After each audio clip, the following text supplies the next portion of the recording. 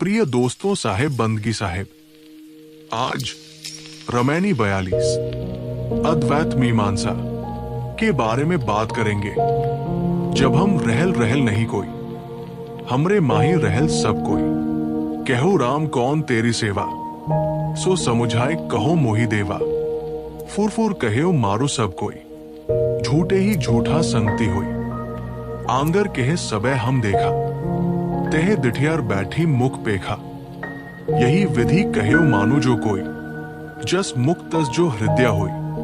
कहीं कबीर हंस मुस्काई, हमरे कहल दुष्ट बहु भाई।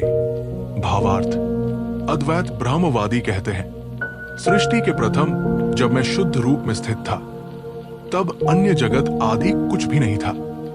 हाँ, ये कहा जा सकता है कि सारा विश्व प्रपंच वटबीज न्याय मेरे में निहित था। सद्गुरु कहते हैं, हे ब्रह्मा, हे देव, ये मुझे समझाकर बताओ कि उस समय किसने तुम्हारी सेवा कर तुमको विकसित किया और ब्रह्मा से जगत के रूप में लाया। यदि सही सी बात कहता हूं तो सब कोई मारने दौड़ते हैं। झूठे लोग दूसरे झूठे लोगों के साथ में बैठकर झूठी बातें करते हैं और कहते हैं कि हम सत्संग कर रहे हैं। बिना आंख वाले कहते हैं कि हमने सब कुछ देख लिया है। वहां आंख वाले बैठकर उनके मुख देखते हैं और आश्चर्य करते हैं। मैं तो इस प्रकार कहता हूं कि जैसे मुख से कथन हो वैसे हृदय में हो, और इस प्रकार कथनी और करनी की एकता को कोई माने। कबीर साहेब विवेकियों से मुस्कुराकर कहते हैं कि मेरे सत्य कहने पर बहुत से लोग रुष्ट हो जाते हैं। व्याख्या, अद्वैत ब्रह्मवाद के ख्याल से ये माना जाता है कि एक समय ऐसा था जब सृष्टि नहीं थी या विश्व प्रपंच नहीं था। उस समय केवल एक ब्रह्मा था और ये वर्तमान में दिखता हुआ विश्व प्रपंच उस ब्रह्मा में उसी प्रकार निहित था जैसे वट के दाने में वटवृक्ष सूक्ष्म रूप में रहता है। वटबीज समय से जल मिट्टी का संयोग पाकर अंकुरित हो जाता है और एक दिन वही अंकुर एक विशाल वृक्ष के रूप में खड़ा हो जाता है। इसी प्रकार निर्गुण ब्रह्मा में पहले सारा विश्व सूक्ष्म रूप में लीन था। पीछे से ये सारा संसार प्रकट हो गया। सद्गुरु इस पर प्रश्न करते हैं कि वट का दाना अनेक परमाणुओं का समूह और विकारी है। जब वो मिट्टी, जल, प्रकाश, वायु सब तत्वों का संयोग पाता है, तब विशाल वृक्ष बनता है। परंतु ब्रह्मवाद के ख्याल से ब्रह्मा के अलावा तो कुछ नहीं था। तब उसकी किसने सेवा की, जिसमें उसमें से संसार वृक्ष निकल पड़ा। ब्रह्मा निर्वयव है, सजाति, विजाति तथा स्वगत भेद से रहित, एक, अखंड, ठोस और निर्विकार है। फिर उसमें विकारी जड़ संसार कैसे रहा? एक अखंड ब्रह्मा कैसे फूटकर जगत हो गया? जिसमें परमाणु होते हैं, वो दूसरे तत्वों का संयोग पाकर क्रियाशील होता है। एक अखंड अद्वैत में विकार, स्फूर्ति और संचालन होना असंभव है। फिर अद्वैत ब्रह्मा जगत कैसे बन गया? जब वो सर्वसमर्थ, शुद्ध, शांत एवं मुक्त था, तब उसे दुखमय जगत के रूप में फूटने में क्यों प्रसन्नता हुई? सच्चिदानंद ब्रह्मा असज्जंग दुख रूप संसार कैसे बन गया? गति, क्रिया, स्फूर्ति तथा संचालन के बिना किसी प्रकार का निर्माण नहीं होता, और क्रिया तभी होती है जब असंख्य क्रियाशील द्रव्य हों। इतना ही नहीं, एक दूसरे के विरोधी तत्व हों। एक अखंड ब्रह्मा में ये सब असंभव है। केवल वट का दाना, जो स्वयं भी विकारी तथा असंख्य परमाणुओं का योग है, तब तक पेड़ नहीं बन सकता जब तक उससे पृथक जय प्रकृति में असंख्य परमाणुओं के ढेरी स्वरूप अनेक तत्व न हो और उनका उपयुक्त संयोग उस दाने को न मिले। बीज से वृक्ष होने में मिट्टी, जल, प्रकाश, वायु आदि रूप प्रकृति ने बीज की सेवा की, तब बीज वृक्ष बना। सद्गुरु अद्वैत ब्रह्मा से पूछ रहे हैं कि हे देव, तुम्हारे अलावा तो कोई था नहीं, तो तुम्हारी किसने सेवा की जिससे ब्रह्मा से जगत बन गए, निर्वयव से सावयव बन गए? सद्गुरु कहते हैं, फुर फुर कहो मारू सब कोई, झूठे ही झूठा संगति होई। यदि जैसे जगत है अनेक जड़ तत्व तथा जड़ तत्वों से सर्वथा भिन्न अनेक जीव, वैसे ही कहा जाए तो ये लोग असंतुष्ट होते हैं। जब आदमी कोई धारणा बना लेता है, तब उसके विपरीत बातें सुनकर उसे असंतोष होता है। हम संसार को देखते हैं कि इसमें अनेक जड़ तत्व हैं और सारे तत्व असंख्य परमाणुओं के समूह हैं। उनमें अंतर्निहित क्रिया तथा गुण है। हर मौलिक तत्व नित्य होता है, अतएव संसार का एक कण भी मिटाया नहीं जा सकता और एक भी नया कण बनाया नहीं जा सकता। अनेक जड़ तत्व अपने अंतर्निहित गुण क्रियाओं से निरंतर गतिशील हैं। इसलिए संसार में निरंतर उत्पाद और विनाश लगा रहता है। न नए सिरे से अनंत विश्व ब्रह्मांड की उत्पत्ति होते दिखती है और न सबका सर्वथा प्रलय होते दिखता है। बस जड़ तत्वों में निरंतर क्रिया है और उन क्रियाओं में उत्पाद विनाश अपने आप फलते रहते हैं। जड़ तत्वों से भिन्न असंख्य चेतन जीव है। जड़ तत्वों में चेतना के किंचित भी लक्षण न होने से चेतन जीव उनसे निर्मित नहीं माने जा सकते।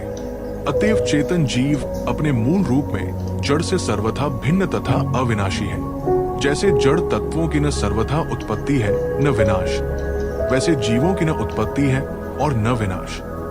जीव वासनावश शरीर धरते छोड़ते हैं और कर्म करते तथा उनके फल भोगते हैं। जो जीव ज्ञान द्वारा कर्मों की आसक्ति छोड़ देता है वो इसी जीवन में कृतार्थ हो जाता है। ये सब प्रत्यक्ष जगत की वास्तविकता है।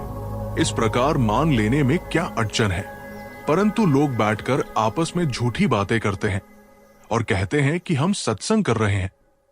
जैसे जड़ चेतन मूलतः एक ही है। जगत तीनों काल में नहीं है, केवल एक ठोस ब्रह्मा है आदि। अद्वैतवाद पर तीखा प्रहार करते हुए सद्गुरु कहते हैं, आंधर केह सबे हम देखा, तह दिठियार बैठी मुख पेखा। बिना आंख वाले कहते हैं कि हमने सब कुछ देखा है। वहां आंख वाले उनके मुंह देखकर और उनकी बातें सुनकर आश्चर्य प्रकट करते हैं। आंखें बंद कर लेने पर केवल एक काला दिखता है और आंखें खोलने पर विभिन्नता भरा संसार अपनी वास्तविकता में दिखता है। अर्थात आंखें खोलने पर सारा जड़ चेतन अलग अलग दिखता है। विवेकियों को ये देख सुनकर हैरानी होती है कि जो जड़ चेतन को एक मानता है, भोग्यों को एक मानता है, उसे लोग ज्ञानी कहते हैं। ये कैसे कहा जाए कि जिसने आंखें बंद कर ली है, जिसको केवल एक काला काला दिखता है, वो सत्य का ज्ञाता है। सत्य का ज्ञाता तो ये होता है जो आंखें खोलकर देखता है, उसे ही सब कुछ की वास्तविकता दिख सकेगी। विवेक अज्ञान से ही जड़ चेतन के भेद की समझकर तथा जड़ की आसक्ति छोड़कर अपने चेतन स्वरूप में स्थित हुआ जा सकता है। जहां जड़ चेतन मूलतः एक ही है, वहां भोगयोग भी एक ही है। वहां बंध मोक्ष के भेद का प्रश्न ही नहीं, विधि निषेध भी कुछ नहीं, फिर सदाचार का भी अवलंब नहीं। इन सबको ज्ञान कहना घोर आश्चर्यजनक है। सघन बादलों से ढकी हुई भादी की घोर रात में अपने हाथ भी नहीं दिखते। वहां केवल एक कालापन दिखता है। सुबह का प्रकाश होते ही अनेकता पूर्ण संसार जोंकात्यो दिखता है। कौन समझदार कहेगा कि एक दिखाने वाला घोर अंधकार ज्ञान है और अनेक तथा तथ्यपूर्ण दिखाने वाला प्रकाश अज्ञान है। अतएव जड़ चेतन की एकता मानना ज्ञान नहीं है। यही तो योग दर्शन की भाषा में अविद्या है। वस्तुतः जड़ चेतन का भिन्न विवेक ही ज्ञान है। ये ज्ञान होने पर ही जड़ का मोह छोड़कर अपने चेतन स्वरूप में स्थिति होती है। यही विधि कहेउ मानु जो कोई, जस मुक्त तस जो हृदय होई। सद्गुरु कहते हैं कि मैं इस प्रकार जड़ चेतन की भिन्नता बतलाता हूं। यदि कोई इसे समझ सके तो माने। सच्चा ज्ञान वही है जो दिल और जुबान पर एक हो। हम हृदय से जैसे संसार को जान रहे हैं, वैसे उसे वाणी से व्यक्त करना चाहिए। जड़ संसार अपने आप में स्वतः अनादि अनंत एवं परिवर्तित होते हुए भी तीनों काल में विद्यमान है। हम इस तरह उसे नित्य देखते हैं, अतएव हमें मुख से भी ऐसे ही कहना चाहिए। परंतु यदि हम इसे कहें कि ये तीनों काल में मिथ्या है, जड़ संसार है ही नहीं, तो ये अनुभव कुछ है तथा कथन कुछ और ही है। बड़े बड़े साधु सन्यासी के बड़े बड़े मठ मंदिर बनते हैं। शंकराचार्यों में गद्दी के लिए मुकदमे तक होते हैं। फिर ये कहना कि जगत है ही नहीं, कितनी गलत बात है। इन पंक्तियों का लेखक काशी में निवास कर रहा था। अद्वैत विचार के एक सेवा मुक्त डिप्टी कलेक्टर मिलने आए। उन्होंने अभिवादन के बाद छूटते हुए कहा, क्या स्वामी जी आप जगत को सत मानते हैं? मैंने आपकी जगन मीमांसा नाम की पुस्तक पढ़ी है। उससे मुझे आभास हुआ कि आप संसार को सत मानते हैं। मैंने उनसे तुरंत कहा, आप ईमानदारी से बताइए, ये पृथ्वी, चांद, सूर्य, सितारे सच दिखते हैं कि नहीं? वे हंसने लगे। मैंने कहा, देखिए डिप्टी साहब, हर पदार्थ अपने आप में सत तथा दूसरे पदार्थ में असत होता है। घड़ा अपने में सत है, परंतु कपड़े में असत है। इसी प्रकार जय जगत परिवर्तनशील रहते हुए अपने आप में सत है, परंतु चेतन के स्थान पर वो असत है। तात्पर्य ये है कि जगत में सत है, परंतु वो हमारे चेतन स्वरूप में सर्वथा असत है। आदि शंकराचार्य ने भी जगत की सत्यता के प्रश्न को उठाया है। उन्होंने कहा है, यदि जगत को उसके अपने क्षेत्र में सत्य मान लिया जाए तो उससे हमारे आत्म तत्व की अनंतता की हानि होती है। जगत को मिथ्या कहने वाले वेद अप्रमाणित हो जाते हैं और वेद रचयिता ईश्वर मिथ्यावादी सिद्ध होता है। इसलिए वेद को अप्रमाणित, ईश्वर को मिथ्यावादी तथा जगत को सत्य कहना, ये तीनों बातें किसी महात्मा की पसंद नहीं आश्चर्य होता है। स्वामी शंकर के इस कथन पर कि वैद जगत को मिथ्या कहते हैं, वेदों में तो कहीं पता नहीं चलता कि उनमें जगत को मिथ्या कहा गया है। वेदों की तो ऋचा ऋचा में जगत की सत्यता के ही दर्शन होते हैं। सच है, जिस व्यक्ति की जो मान्यता सिद्धांत का रूप ले लेती है, उसे उसी के अनुसार सब कुछ दिखता है। स्वामी शंकराचार्य को वेदों में जगत का मिथ्यात्वकथन दिखता है, दो तथा गोस्वामी तुलसीदास को वेदों में श्रीराम का अवतार कथन मिलता है। परंतु इन दोनों धारणाओं का वेदों में चिन्ह भी नहीं। सद्गुरु कहते हैं कि हमें ईमानदार होना चाहिए, हृदय से जो सत्य लगे वैसा मुख से कहना चाहिए। इसमें शास्त्र प्रमाण, गुरु परंपरा एवं लोकवेद कुछ भी आड़े आए तो भी परवाह नहीं करनी चाहिए। मनुष्य का विवेक सर्वोपरि है, मनुष्य ही गुरु है, मनुष्य की रचना ही शास्त्र है। अतएव मनुष्य विवेक सर्वोपरि है। कहीं कबीर हंस मुस्काई, हमरे कहल दुष्ट बहु भाई। सदगुरु कबीर हंसों से मुस्कुराकर कहते हैं कि भाई, हमारी विवेकपूर्ण बातों से बहुत से लोग रुष्ट हो जाते हैं। यहाँ हंस शब्द का प्रयोग जानबूझकर किया हुआ लगता है। हंस निरक्षर विवेक का प्रतीक माना जाता है। कहावत है कि यदि पानी और दूध एक में मिला हो तो हंस पानी छोड़कर उसमें से केवल दूध ले लेता है। उसमें पानी और दूध को अलग करने की शक्ति होती है।